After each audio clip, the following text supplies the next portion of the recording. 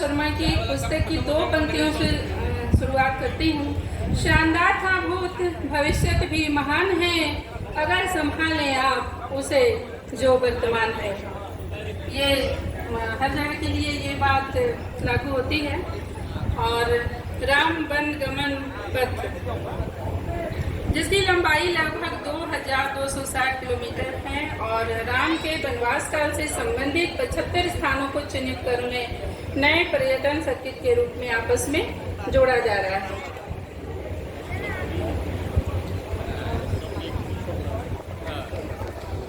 सरगुजा जिला आदिकाल से ही राजनीतिक, सांस्कृतिक एवं धार्मिक गतिविधियों का प्रमुख केंद्र रहा है, जिसके प्रमाण यहाँ मिलते हैं। पूर्व पाषाण के औजार महानदी घाटी, सिंघनपुर एवं सरगुजा से प्राप्त शैलाश्यों से प्राप्त हुए हैं। उत्तर पाषाण काल के लघुकृत पाषाण औजार महानदी घाटी सरगुजा में रेण नदी के तट पर रामगढ़ पर्वत के शैलाश्यों में चित्रित शैल चित्र और गुफा चित्रों से प्राप्त हुए हैं।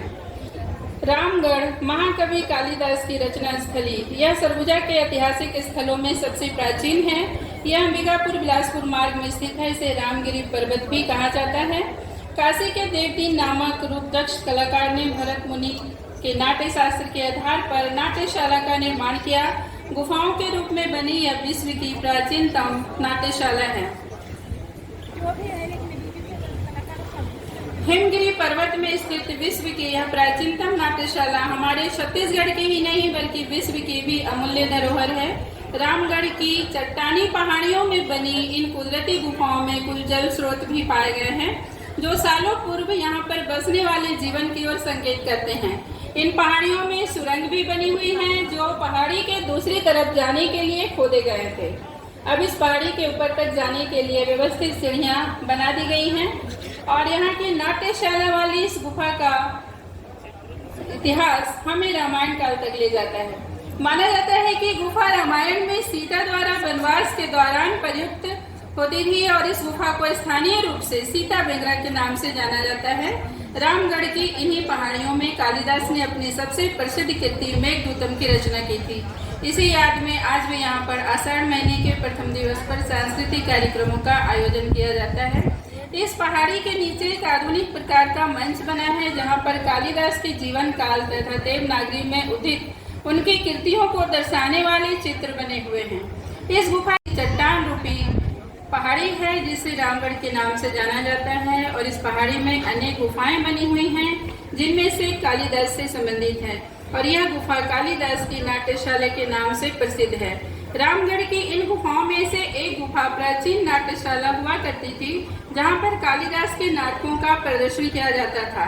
यह नाट्यशाला की तुलना में अगर आज के आधुनिक नाट्य गृहों को देखा जाए तो अनुमान लगाना थोड़ा मुश्किल है कि यहाँ पर नाटकों का प्रस्तुतिकरण किस प्रकार से होता होगा।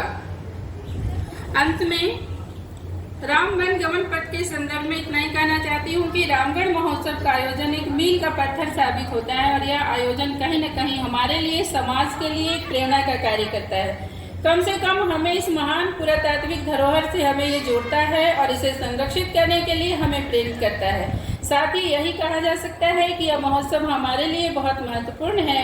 यह कि राम जी के आदर्शों को जानने का एक माध्यम भी बनता है और राम जी के आदर्शों को हम पढ़ें, उसको अपने व्यवहार में उतारने का प्रयास करें। जब हम किसी अच्छे आयोजन से जुड़ते हैं, हम बातों को सुनते हैं, पढ़ते हैं, तो कहीं न कहीं हमारे मानस पटल पर वह अंकित होता है और उसका प्रभाव बहुत समय तक बना रहता है, जो हमारे लिए अच्छा है। अंत में मैं विराम लेती हूँ एक स्वरचित कुंडलिया जो राम जी को समर्पित है। अपना है छत्तीसगढ़ सुंदर पावन धाम, अपना है छत्तीसगढ़ सुंदर पावन धाम।